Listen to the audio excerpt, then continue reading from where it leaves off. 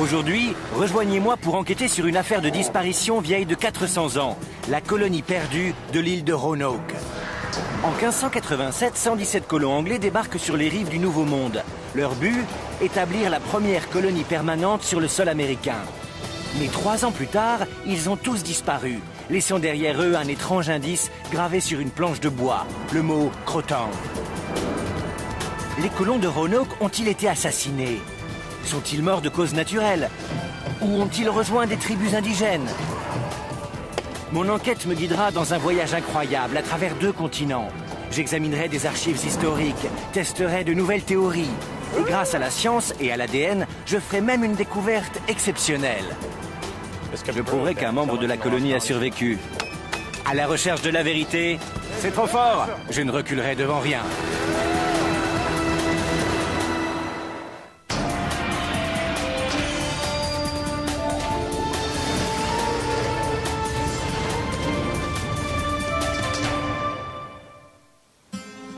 Bonjour, je suis Josh Bernstein.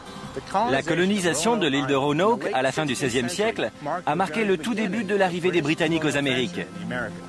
Ici, en Angleterre, la reine Élisabeth Ier voulait coloniser le Nouveau Monde et rivaliser avec la présence de l'Espagne en Floride et dans les Antilles. Pour mettre un premier pied sur le nouveau continent, les Britanniques ont décidé de viser un peu plus au nord, au niveau de la côte mid-Atlantique, juste de l'autre côté de cet océan.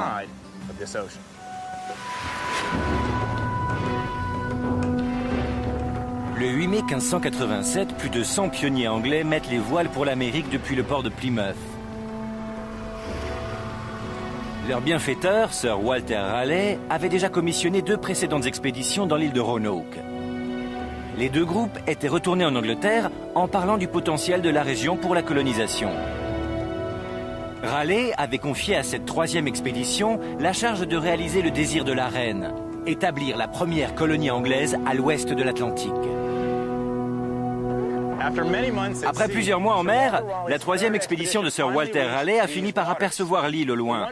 Les 117 hommes, femmes et enfants ont quitté leur navire et ont rejoint la rive grâce à des petites chaloupes comme celle-ci.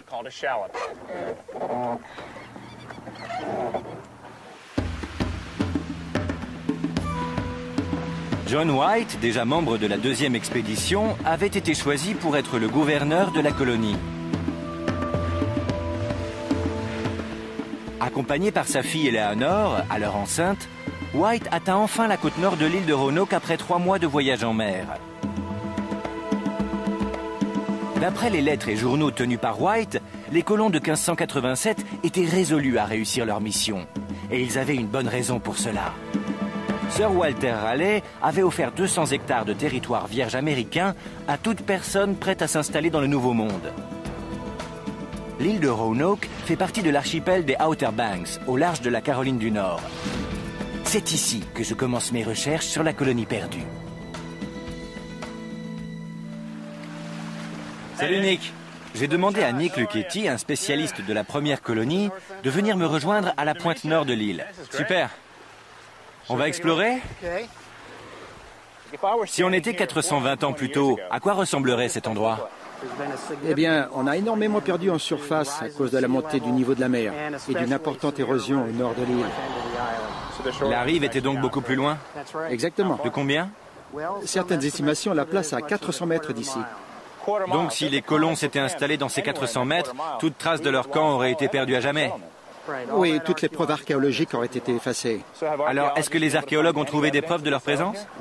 Oui, des fouilles ont été faites et ont révélé des traces de colonisation sur les parties les plus hautes. Nick m'emmène dans la forêt nationale de Fort Raleigh, la dernière adresse connue de la colonie perdue. Depuis plus de 20 ans, Nick et d'autres archéologues y cherchent et collectent les preuves des expéditions de Sir Walter Raleigh sur l'île. On a creusé des trous et des tranchées test dans ce secteur. Ici? Oui, tout autour de nous. Mais ça ne ressemble pas à un site archéologique, vous avez fait des trouvailles? Donnez-moi votre main et je vais vous montrer des exemples de ce qu'on a pu réunir.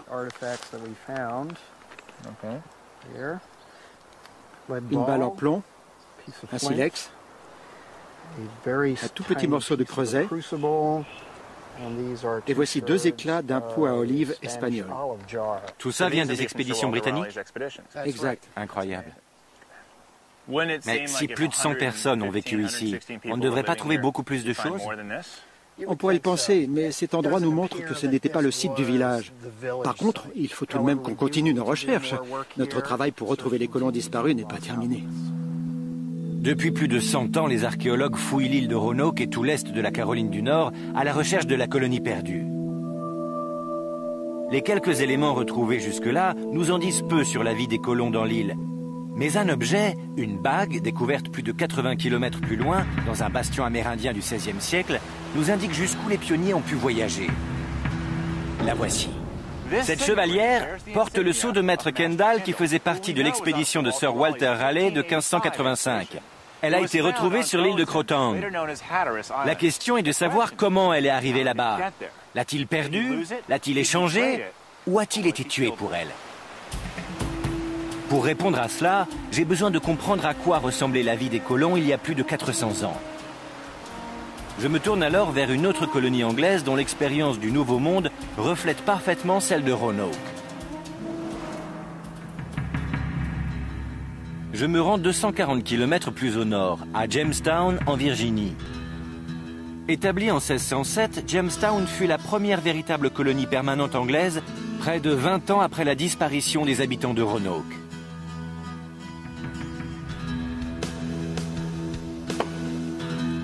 Jamestown et Roanoke partageaient le même problème, un voisinage amérindien hostile. Les deux communautés avaient donc dû construire de grandes palissades en bois afin de protéger leur village des attaques. Pour comprendre à quel point ces barricades étaient indispensables à la survie des colons, je retrouve le professeur Bill Kelso, l'archéologue en chef du site de Jamestown. Son équipe et lui sont en train de fabriquer une palissade en utilisant les mêmes outils que les pionniers du début du XVIIe siècle. Vous faites une palissade? On est en plein dedans. Ça vous dérange si je viens voir comment vous faites? Pas du tout, venez nous aider. En théorie, ériger une palissade était très simple. On sépare les troncs en deux, on les aligne sur une rangée et on les fixe sur des poutres transversales avec des chevilles en bois. Mais en pratique, il s'agit d'un très gros travail. En 1607, les hommes de la colonie ont dû œuvrer pendant des semaines pour terminer la barricade de 300 mètres de long de Jamestown. 20 ans plus tôt sur Roanoke, vous pensez qu'ils ont aussi construit une palissade? Oui, ils ont fait la même chose. Les gens qui ont tenté de s'installer là-bas avaient combattu à la guerre en Europe et ils savaient comment construire ce genre de choses. C'est mon tour de mettre la main à la pâte. Le professeur Kelso et son équipe me montrent à quel point il était laborieux de construire ces immenses structures à l'époque. Lorsque John White est revenu pour la deuxième fois sur l'île de Roanoke, en 1587, il a pu réparer et reconstruire la palissade qu'avait laissée la seconde expédition britannique. Mais en 1607, les colons de Jamestown sont partis de rien. Pour construire leur barricade, il aura fallu rassembler 600 chaînes et noyers et les diviser en deux pour construire 1500 poteaux de 4,50 m chacun. D'après les écrits des premiers colons, travailler avec des outils aussi rudimentaires ne leur rendait pas la vie facile. Je ne travaille ici que depuis quelques minutes et je commence déjà à les comprendre. Ça y est, ça passe. Et vous savez combien de temps ça leur a pris pour fabriquer cette palissade? D'après les archives, ils ont mis 19 jours pour construire le fort entier. Cela veut dire que 20 hommes ont dû ériger 80 poteaux, soit 15 mètres de palissade par jour. Un dur labeur, mais essentiel à la protection de la colonie anglaise. À l'intérieur de ces fortifications en bois, ils pouvaient construire des maisons, protéger leurs provisions et se défendre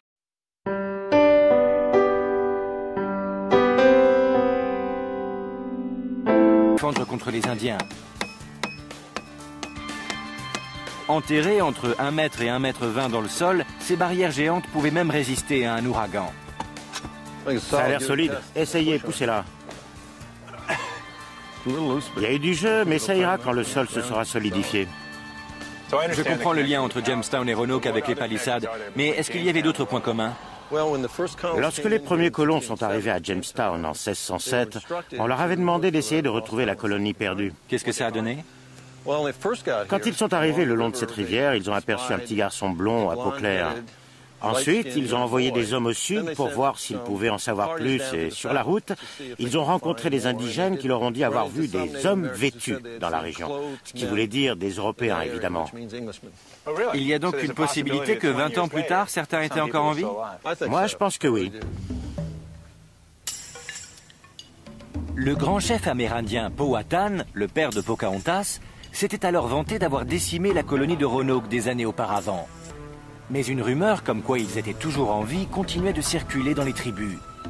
Certains des pionniers ont-ils pu survivre au massacre? Le mot Crowtown, gravé dans la palissade de Roanoke, était-il un indice de la direction dans laquelle ils étaient partis?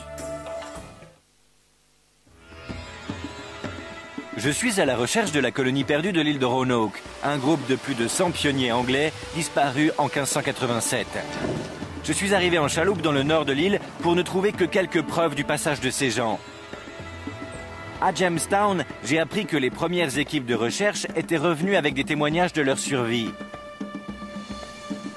Mais alors, si les Anglais ont quitté l'île de Roanoke, où sont-ils allés? Et pourquoi? Afin d'avoir un point de vue différent sur cette histoire, je continue mes recherches dans une toute autre direction. J'ai demandé à mon vieux copain Bubba Peters de me rejoindre sur Roanoke. Ravi de te revoir. De même. Grâce au paramoteur de Bubba, je voudrais jeter un coup d'œil sur l'île vue d'en haut. Nous allons survoler ensemble Roanoke et l'est de la Caroline du Nord. Depuis le ciel, nous pourrons examiner la géographie de l'île, les entourages de la colonie et les endroits d'où ils ont pu partir pour rejoindre le continent ou d'autres îles de l'archipel. Qu'est-ce qu'on ferait pas pour partir à l'aventure, hein? Pareil.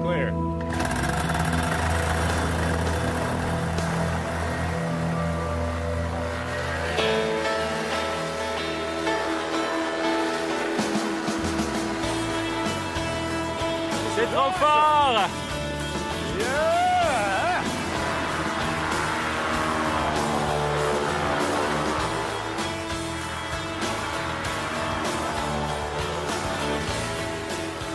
Voici le nord de l'île. D'après les recherches archéologiques, les colons de 1587 n'ont pas laissé beaucoup de traces sur leur lieu d'arrivée. Vu du ciel, Roanoke semble bien trop petite pour accueillir de façon permanente toute une colonie d'Anglais.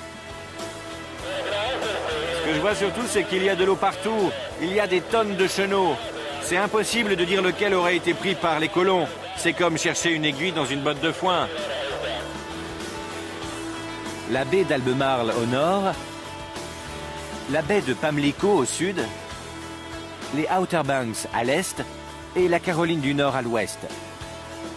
Il paraît évident que les colons de Roanoke avaient accès à tous ces endroits et la plupart des historiens pensent qu'ils ont effectivement dû partir de leur île à un moment donné. Mais à la fin du XVIe siècle, des tribus amérindiennes hostiles dominaient l'est de la Caroline du Nord. Peut-être que quitter les confins de leur île aurait alors coûté la vie aux pionniers.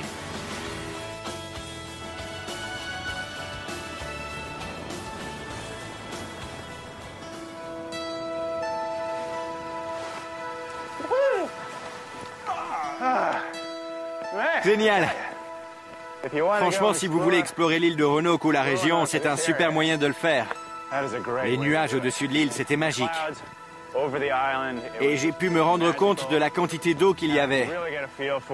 Évidemment qu'il y a de l'eau, c'est une île. Mais il y a un nombre incroyable de chenaux tout autour. Je comprends que ce soit compliqué de dire quelle direction a pris la colonie perdue. Mais nous savons d'où ils sont partis. Pour retracer les pas des colons du XVIe siècle, je retourne à leur dernière adresse connue, Fort Raleigh.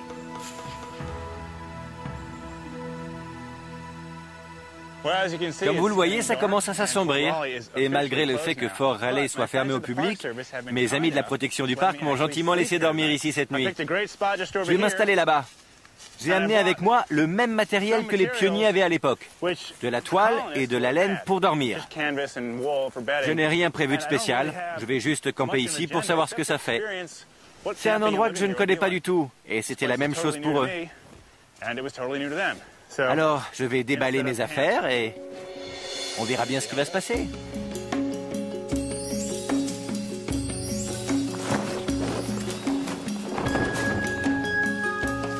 Parmi les 117 colons de la 3e expédition de Sir Walter Raleigh se trouvaient des gentilshommes, des soldats, des domestiques, des femmes et des enfants. Peu d'entre eux avaient déjà quitté l'Angleterre et encore moins déjà établi une colonie sur un autre continent. Ils étaient arrivés en fin d'été avec une quantité de vivres limitée. Ils étaient encerclés par les Indiens et l'hiver approchait à grands pas. Avant de pouvoir construire des maisons en bois, les pionniers ont certainement dressé des tentes comme celle-ci. J'espère qu'en passant la nuit de la même façon qu'eux, j'arriverai à percevoir ce qu'ils ont pu ressentir il y a plus de 400 ans. Bonsoir. Voilà 2 heures que le soleil s'est couché. Il fait assez sombre, comme vous le voyez. Je suis ici, tout seul, à Fort Raleigh. Comme on dit, c'est moi qui tiens le fort. Et je suis là pour avoir une idée de ce que les colons ont pu ressentir il y a 420 ans. C'est parti. Je trouve que les gens qui sont partis pour le Nouveau Monde étaient vraiment téméraires. Ils se sont engagés dans une expérience qui devait certainement dépasser leur imagination. Ils ne connaissaient rien de cette terre. Ils ne savaient pas si les indigènes seraient hostiles ou pas. Ils ne savaient pas s'ils pourraient survivre assez longtemps pour pouvoir cultiver leur propre nourriture et pour en vivre. Je passe la nuit ici à leur place, sans rien connaître de ce qui m'entoure, ni savoir ce qui va se passer.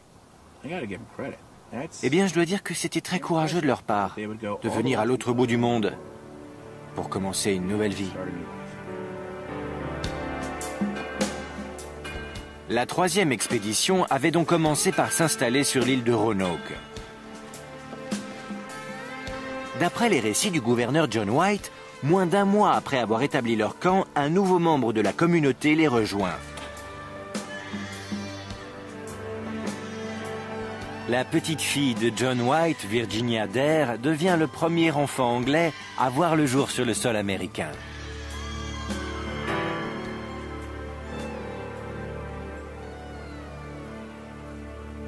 J'avais demandé à Rob Bowling, le guide de Fort Raleigh, de venir me réveiller le matin suivant. Debout, Josh. Oh, bonjour. Bien dormi? Très bien, merci.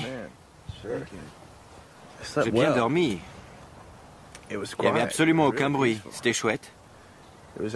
Ça m'a donné une bonne idée de l'espace et de la tranquillité qui règne ici. Je suis sûr que, pour certains des colons qui venaient des grandes villes, c'était une sacrée découverte. Oui, c'était un grand changement de vie, surtout qu'ils ne le savaient pas. Mais c'était une des années les plus sèches de l'histoire. Trouver de l'eau n'a pas dû être évident pour eux. Cette pensée m'intriguait. Pour mieux connaître les conditions climatiques du XVIe siècle dans lesquelles les colons avaient vécu, j'ai contacté l'archéologue Dennis Blanton. Bonjour Dennis. Il m'a demandé de le rejoindre au bord d'un marais des environs avec des bottes de caoutchouc. Prêt à partir? Oui, j'ai mes bottes. Je pose les autres là. Montez, on va y aller. Les études uniques de Dennis sur les cyprès de la région mid-atlantique ont donné de fascinants indices sur les conditions climatiques que les colons de Roanoke ont pu connaître. Alors qu'est-ce qu'on va faire là-bas? On va choisir un arbre. Et ces cernes nous raconteront son histoire. Une histoire liée à la colonie perdue? C'est possible. Ce qu'on va faire, c'est prendre un échantillon des cernes. On va les compter pour déterminer l'âge de l'arbre et on va aussi mesurer leur épaisseur. Plus elles sont épaisses, plus il a plu? Exactement. Et quel arbre on va voir? C'est un gros arbre à environ 30 mètres d'ici. En progressant dans le marais, je comprends pourquoi Dennis m'a demandé de mettre des bottes. Il a également apporté du matériel d'escalade pour qu'on puisse grimper dans le cyprès. Mais d'abord, il faut pouvoir arriver jusqu'à lui. Attention à ne pas tomber. Sympa la boue, non? C'est sympa, hein?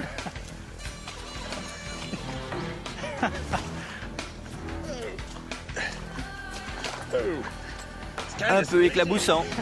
Continue un peu, ce n'est plus très loin. Ok. Et voilà notre arbre. Dennis m'a amené à cet arbre pour qu'on découpe un morceau de l'intérieur du tronc. En perçant au cœur de ce géant millénaire, nous allons prélever un échantillon cylindrique qui illustrera quelles étaient les conditions d'humidité tout au long de sa vie. Dennis m'explique que le meilleur endroit pour le faire est à 3 mètres du sol. N'ayant jamais grimpé à un arbre avec des pointes et un harnais, je préfère d'abord le regarder faire. Vous avez compris? Oui, j'ai compris. On va voir si j'y arrive. Bon. Je crois que je suis en bonne position, là.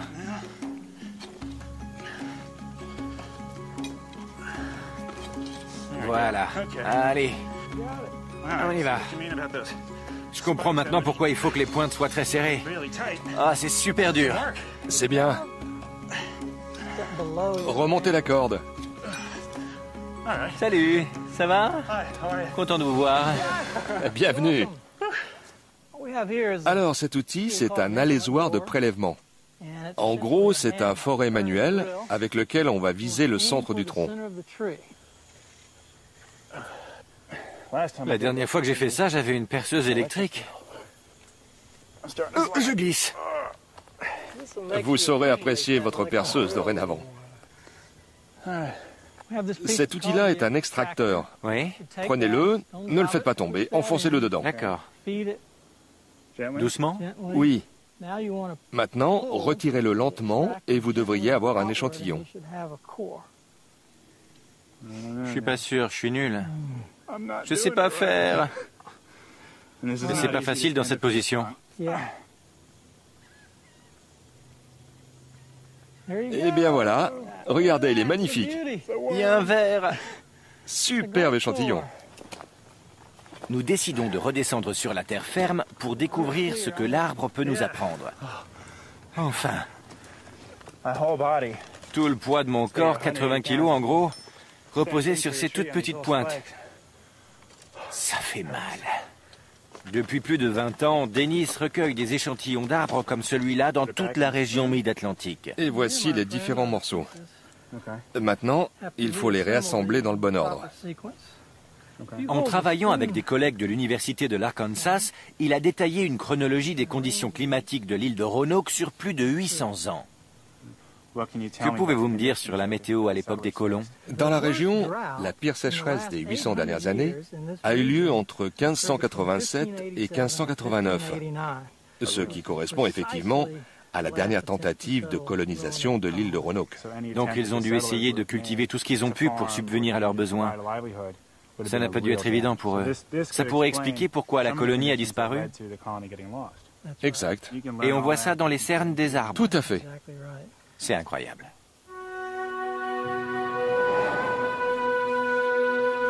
Moins d'un mois après leur arrivée, les colons de Roanoke sont confrontés à la dure réalité de la vie. John White doit repartir en Angleterre pour aller chercher des provisions. D'après ses écrits, il a du mal à quitter l'île, mais finit par s'y résoudre, abandonnant sa fille Eleanor et sa petite-fille Virginia. Le gouverneur White ne les reverra plus jamais.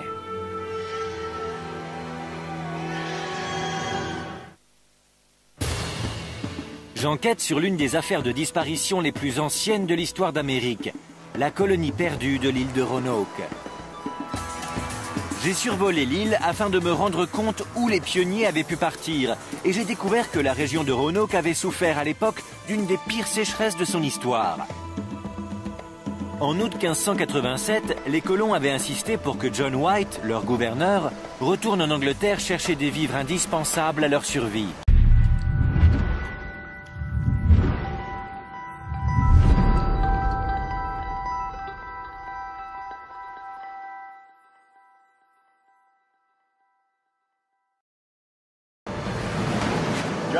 John White avait quitté sa famille et la colonie tout entière en promettant de revenir au plus vite avec des provisions. Il espérait que ça lui prendrait 3 mois, et il lui faudra 3 ans.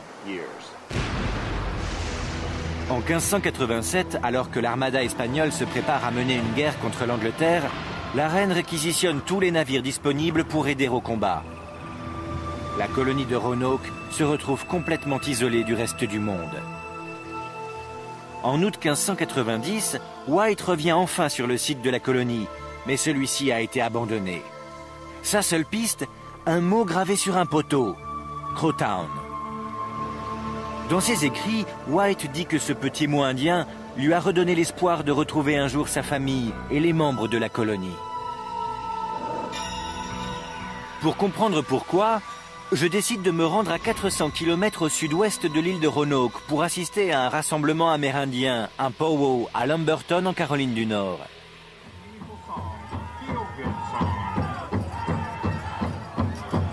J'ai été invité par le professeur David Laver, spécialiste en civilisation amérindienne à l'Université de Caroline du Nord.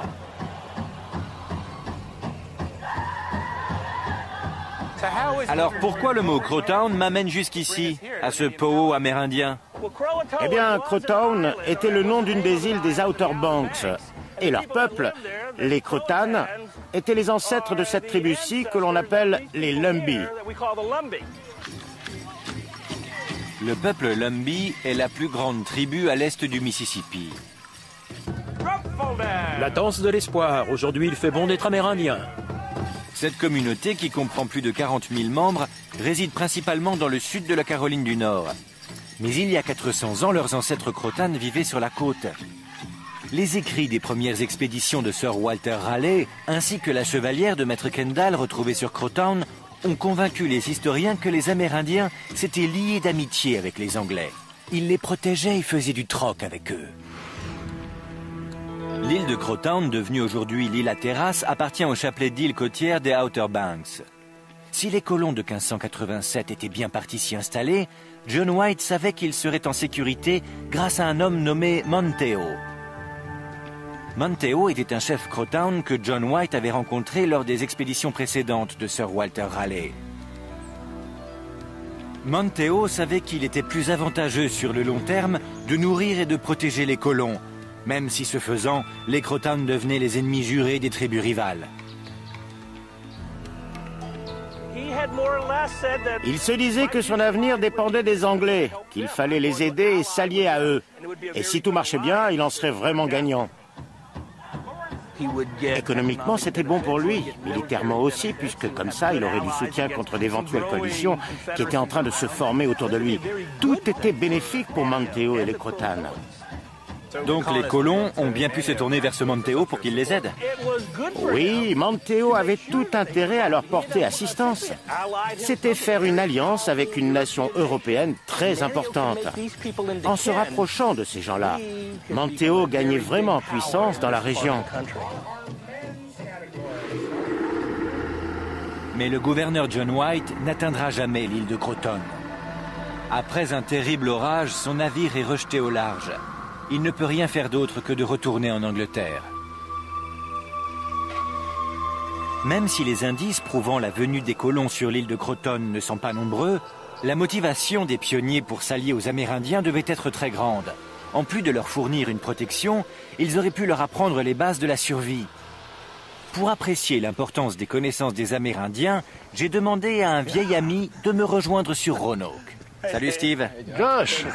Steve Watts du musée Shield de Gastonia en Caroline du Nord est un véritable expert de la civilisation indigène. Comment était la vie d'un Amérindien à la fin du XVIe siècle? Les Amérindiens vivaient dans un environnement incroyablement riche. Ils connaissaient très bien la forêt côtière, ils connaissaient toutes ses ressources. Ils savaient comment en profiter pour en vivre. Alors, comme les colons sont arrivés au moment de la sécheresse, et comme ils ne connaissaient pas la région, ils avaient beaucoup à apprendre des Amérindiens, non? C'était essentiel pour leur survie. T'as amené plein de trucs? Jetons un œil. Voyons. Ça te donne un bon exemple de la diversité du matériel que les indigènes possédaient. Ils savaient utiliser la pierre, l'os, le coquillage, le bois, tout ce qu'ils trouvaient autour d'eux. Et ce n'était pas seulement une question de survie, ça leur permettait d'avoir une vie assez confortable. Ils ont réussi à se créer un mode de vie très riche sans utiliser de métal? Oui. La base de toute leur technologie, c'était la pierre. Regarde cette hache, ce couteau ou n'importe quel outil. Et puis, il y a aussi les pointes de flèches qu'il ne faut pas oublier. Les Amérindiens utilisaient un arc et des flèches pour la chasse et la pêche, mais aussi pour se défendre. Les colons du XVIe siècle, eux, avaient des mousquets. Mais qui des deux camps aurait gagné la bataille en termes de vitesse? On va dire que toi, tu es le colon avec ton mousquet, et moi, un Indien avec des flèches. Combien je peux en tirer avant que tu ne puisses faire feu sur moi? 5 ou 6, sans problème. 5 ou 6 contre un seul tir. L'avantage est aux Amérindiens quand il s'agit de s'entretuer. Et la nourriture? Je vois du maïs, mais qu'est-ce qu'il y avait d'autre? Ils cultivaient du maïs, des haricots, des citrouilles et plein d'autres choses. Ils faisaient de la culture multiple. Et pendant les sécheresses, ils ne pouvaient plus cultiver? Ils avaient la chasse et la cueillette en cas de coup dur. Si les récoltes étaient mauvaises, ils avaient l'océan et la forêt comme solution de secours. Ah ouais, il y avait aussi la pêche. Les illustrations de John White confirment les dires de Steve. On voit clairement les Amérindiens pêcher à la lance et ramasser des fruits de mer. Ils cuisaient ensuite leur prise sur des grilles en bois.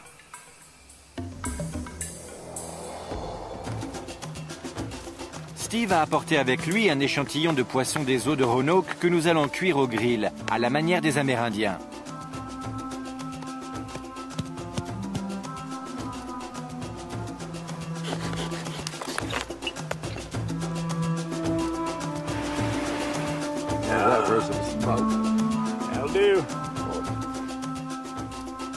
Nous voilà devant un véritable festin. On a vu que les Amérindiens avaient de grandes connaissances, qu'ils savaient utiliser toutes les ressources de leur environnement. Quand les colons se sont retrouvés sans vivre, est-ce qu'ils ont pu leur demander de l'aide? Pour survivre, ils étaient obligés d'avoir ces connaissances. Si c'était une question de vie ou de mort, il fallait apprendre les techniques des Amérindiens et s'adapter. Crevettes? Pas mal. J'ai traversé la partie mid-atlantique des États-Unis à la recherche d'indices nous prouvant que la colonie de Roanoke avait survécu. À un Pao amérindien, j'ai appris que le chef de tribu Monteo aurait protégé les colons du XVIe siècle en les relogeant dans son île, Croton. Mais je rencontre un historien qui a une toute autre théorie.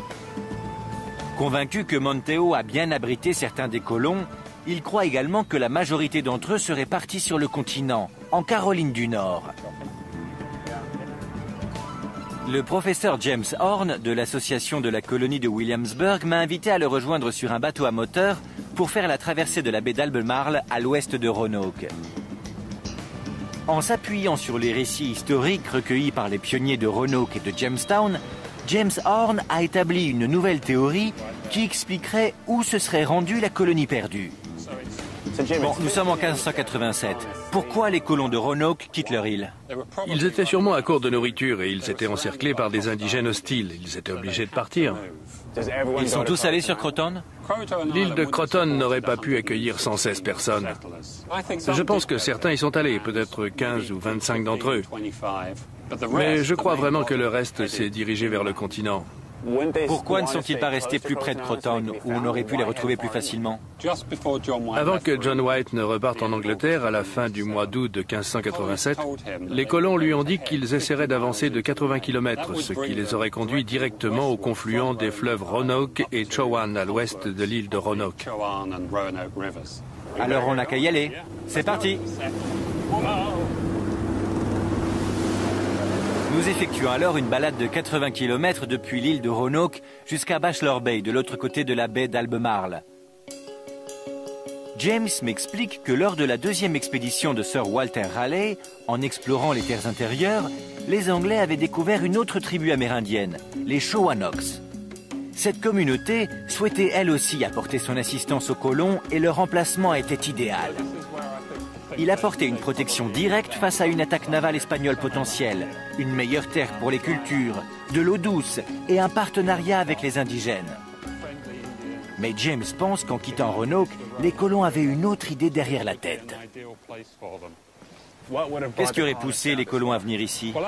Je pense qu'ils ont dû entendre des rumeurs comme quoi il y avait de l'or dans les terres. Et ici, c'était un excellent point de départ. Ces rumeurs lancées par les premiers explorateurs étaient fausses, mais James pense qu'une trop forte envie de s'enrichir a poussé les pionniers à effectuer la première ruée vers l'or sur le sol américain. Si les colons de Roanoke se sont installés dans l'ouest parmi les tribus amérindiennes, serait-il possible de retrouver leurs descendants d'aujourd'hui?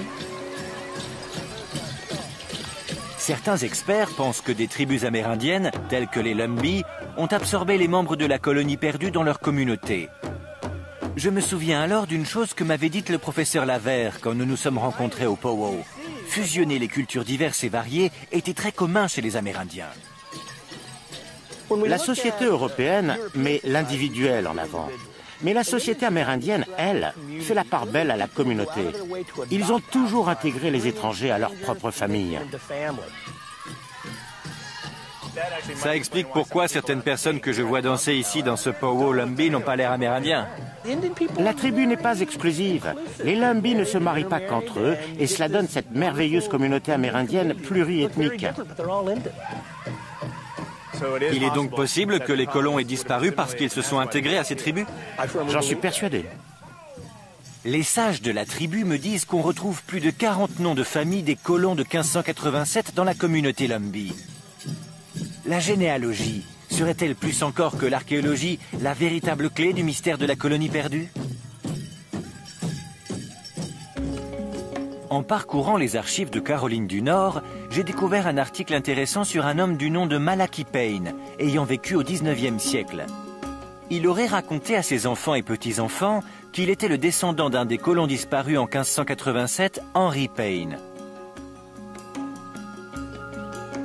Grâce aux archives locales, on retrouve le nom de famille Payne dans l'est de la Caroline du Nord depuis plus de 350 ans. Je me rends alors sur Fayway Drive pour rencontrer un possible descendant d'Henry Payne. Chris Payne Senior? Oui, on s'est parlé au téléphone. Chris Payne a réussi à retracer l'histoire de sa famille jusqu'à un certain Thomas Payne Senior, né au début des années 1700. Ça commence ici avec mon père quand il était petit garçon. Plus ou moins 4 générations après l'arrivée d'Henry Payne en Amérique. Il me reçoit chez lui pour que je jette un œil à ses recherches. Mon fils a fait un gros travail grâce aux archives locales. Et voici la Bible de notre famille. On a essayé de recouper les informations des arbres généalogiques qu'on a pu trouver sur Internet avec ce qu'il y avait dans la Bible.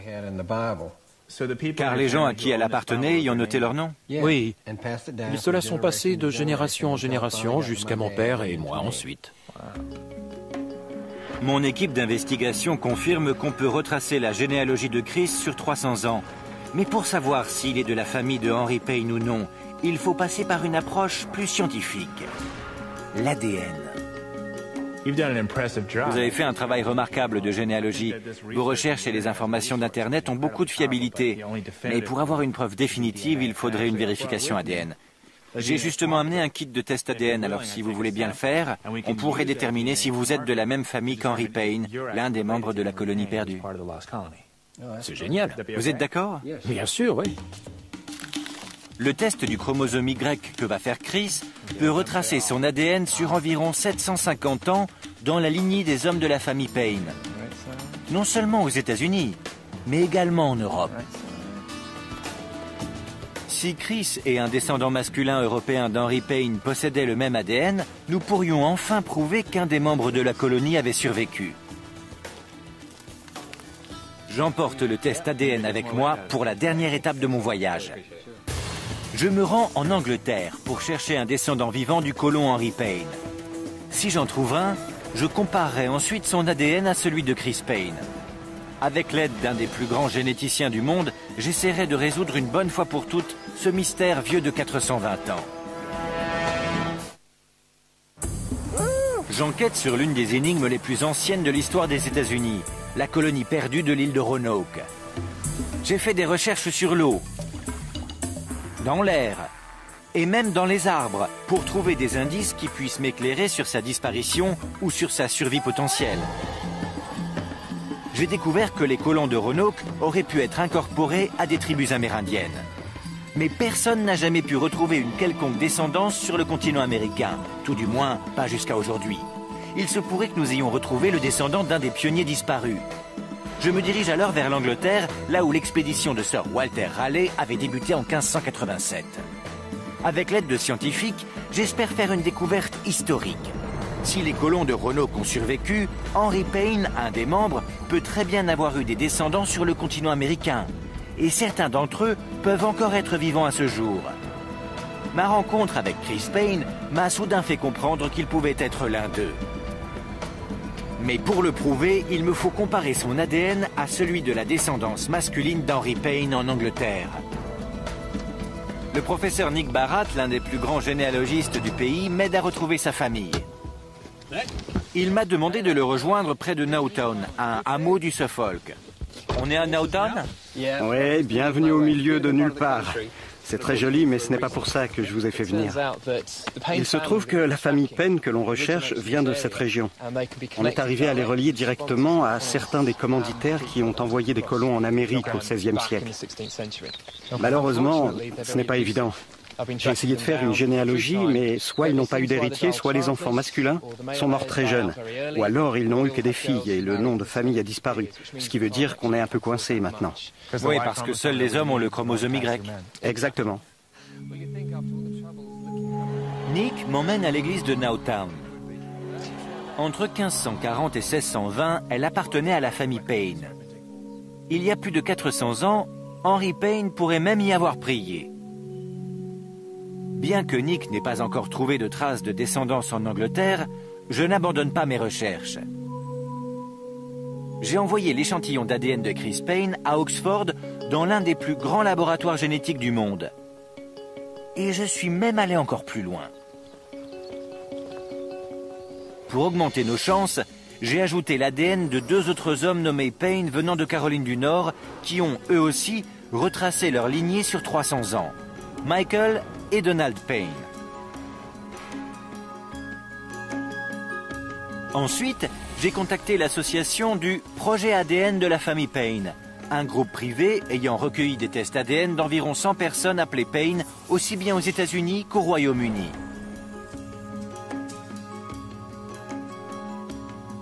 Leur résultat a été envoyé au laboratoire d'Oxford. Je retrouve leur fondateur et expert en génétique, le professeur Brian Sykes, pour en tirer les conclusions. Grâce à 10 marqueurs génétiques clés, il a pu comparer nos 3 sujets de Caroline du Nord avec ceux du projet ADN de la famille Payne.